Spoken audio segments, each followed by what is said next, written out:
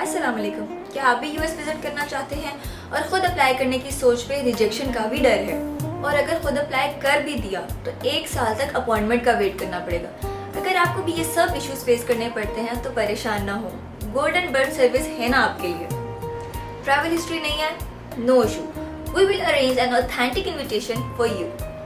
और अगर अपॉइंटमेंट का इशू है तो हम आपको लेके देंगे 60 डेज के अंदर अपॉइंटमेंट में। You just only need golden bird services, fast and reliable services के लिए।